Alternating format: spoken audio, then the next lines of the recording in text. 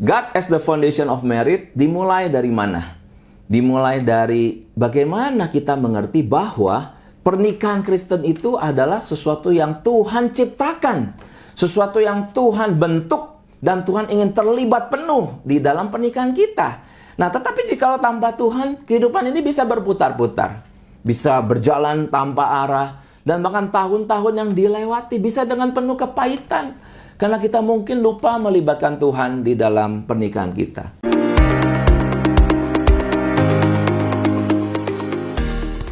God as the foundation of merit menyatakan bahwa iman adalah satu-satunya sarana boleh terhubung kepada Tuhan yang hidup itu. Dan Tuhan yang hidup itu telah memberikan kita prinsip demi prinsip untuk kemudian kita boleh perjuangkan, untuk kita aplikasikan, untuk kita kemudian demonstrasikan. Dan ternyata itu menjadi pilar-pilar kehidupan. Di mana saat nanti anak-anak kita lahir, anak-anak bisa mengaminkan, iya, ini adalah keluarga Kristen, di mana Tuhan itu ditinggikan. Saat kita bertemu dengan banyak orang, mereka melihat dari jauh, tetapi mereka bisa mengenali struktur yang kita bangun dalam keluarga kita itu adalah keluarga Kristen. Tanpa iman, sesungguhnya manusia bisa membuat apapun dengan seluruh keinginannya, seluruh harapan, seluruh impian, apapun dia bisa kerjakan.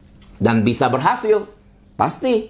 Karena orang yang berhasil bukan hanya saja orang Kristen, orang yang beriman kepada Tuhan. Semua agama pun jikalau dia melakukan apapun di dalam seluruh kesungguhan hatinya, dia bisa berhasil.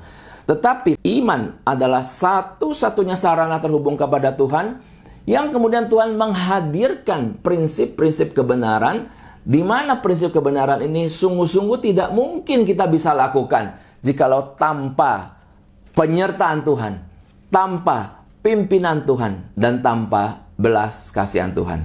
Nah, oleh karenanya, di dalam membicarakan God as the foundation of merit, hal yang sangat penting, kita harus bergerak sesuai dengan iman kita kepada Tuhan. Dan bagaimana Tuhan menyatakan kehendaknya kepada kita? Itu melalui firman Tuhan.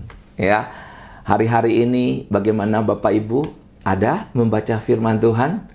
Ini adalah satu disiplin rohani yang harus kita pelihara setiap hari. Melalui firman Tuhan, maka Tuhan bisa memberikan vision, wisdom, dan direction. Supaya betul-betul keluarga kita itu terpelihara. Tuhan senantiasa bisa menyatakan isi hatinya kepada setiap kita. Nah, hidup dengan fondasi, dan fondasi itu adalah Tuhan sendiri, ini adalah sebuah proses yang panjang. Dimulai dari mana? Dimulai saat seorang anak manusia, katakanlah dia seorang laki-laki muda, dia ingin mencari akan pasangan hidupnya.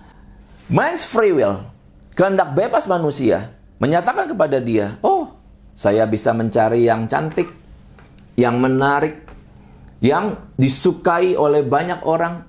Ya, itu kehendak bebas dia. Tetapi seorang yang beriman tidak hanya bergerak pada kehendak bebasnya saja. Dia mempertimbangkan apa yang Tuhan mau ya saat saya mencari pasangan hidup. Pasti hal-hal tadi itu adalah sesuatu preferensi.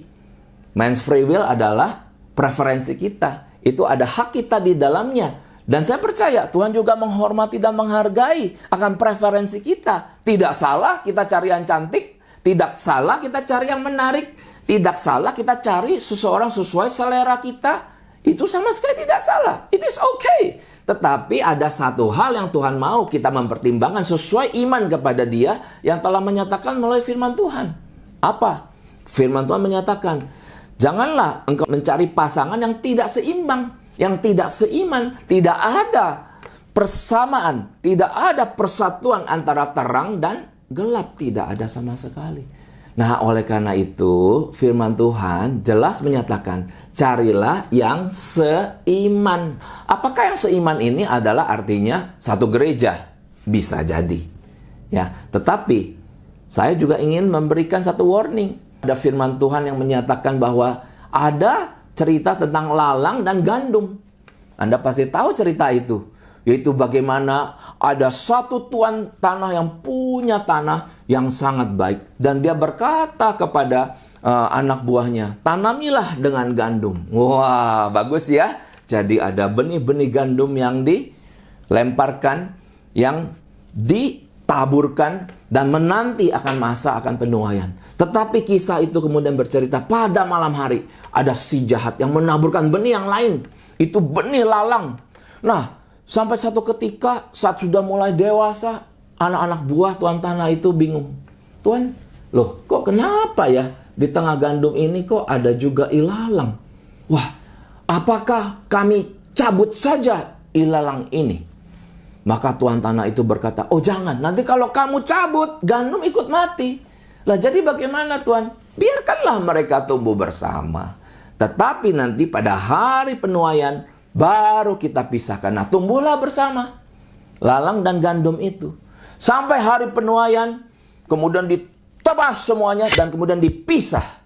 Gandum masuk ke dalam lumbung, sementara lalang ini dikatakan banyak sekali berberkas-berkas ya. Jumlahnya itu dikumpulkan untuk dibakar. Nah, di sini berkata apa? Gandum itu menyatakan adalah anak-anak Tuhan yang sejati. Karena hidupnya berbuah. Dari perbuatannya kamu bisa mengenali mereka. Bagaimana dengan lalang? Itu sama sekali tidak berguna. Akhirnya dibuang, dibakar. Tapi mereka bukan ada dalam lapangan yang berbeda. Mereka bukan dipisahkan oleh tembok yang maha tinggi. Seolah-olah yang tidak percaya ada di sana, yang percaya ada di sini. Oh tidak.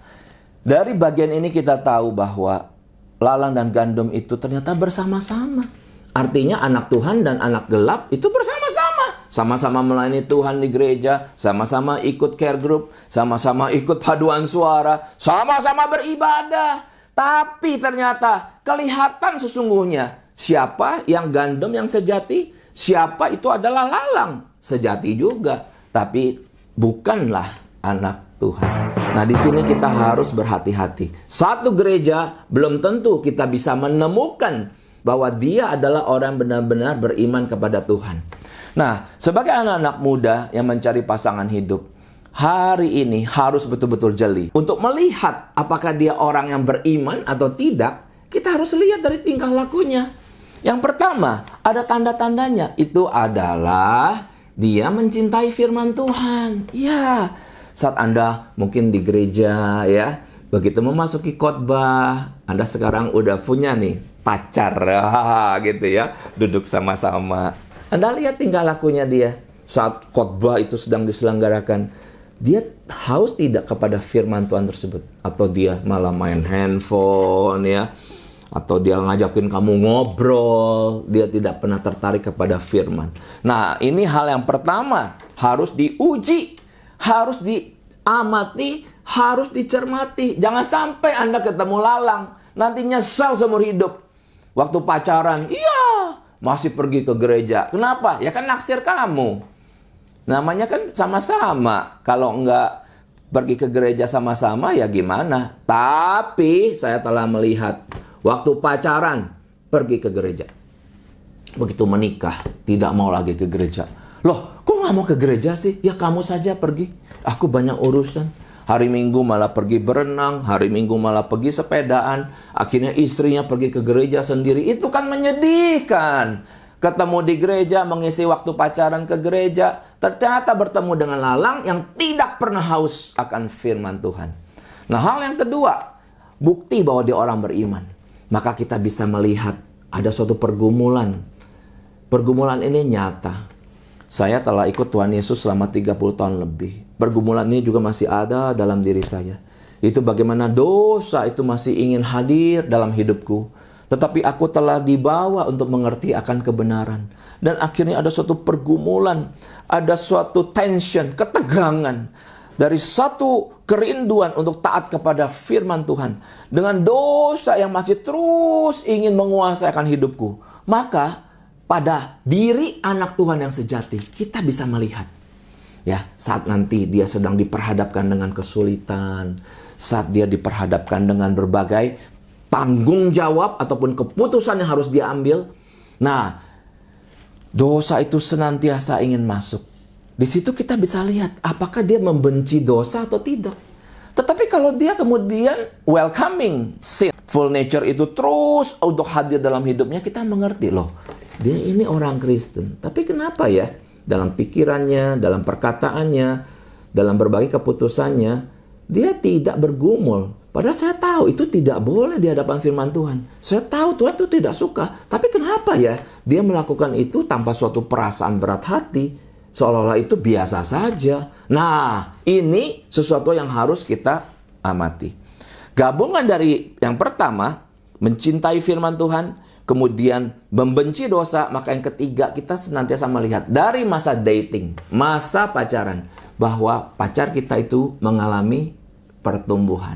Ya, dia makin mengenal Tuhan, dia makin mengalami pertumbuhan dalam kerohanian, dalam karakternya, di dalam dia punya pengambilan keputusan, di dalam relasinya dengan kawan-kawan, dan kita bisa melihat seseorang itu disertai oleh Tuhan dalam kehidupannya. Nah, ini menjadi satu fondasi yang kokoh untuk akhirnya kita boleh menerima akan pinangannya, ataupun jikalau kita seorang laki-laki memiliki satu tekad untuk mengambil dia.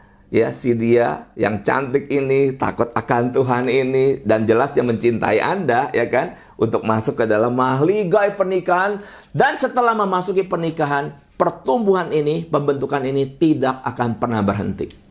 Terus Tuhan akan menyelenggarakan sesuatu perbuatan yang ajaib, sehingga suami istri yang beriman, takut kepada Tuhan, tidak dibawa memasuki jalan tol yang selalu lancar, tetapi juga dipimpin oleh Tuhan memasuki dimensi-dimensi kehidupan yang sulit, yang gelap, yang banyak air mata. Tetapi saat itu iman boleh bercahaya. Suami istri yang beriman boleh di tepi ranjang itu berlutut kepada Tuhan dan berseru, Tuhan, nyatakanlah kebaikan-Mu kepada kami di tengah masa yang begini sulit.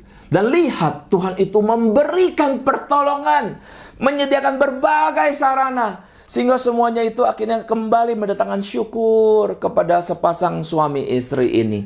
Dan hal-hal seperti ini harus bisa dilihat dan dialami juga oleh anak-anak. Ya, anak-anak boleh diajak untuk berdoa bersama dalam keluarga oleh ayah ibu yang takut kepada Tuhan, yang beriman kepada Tuhan.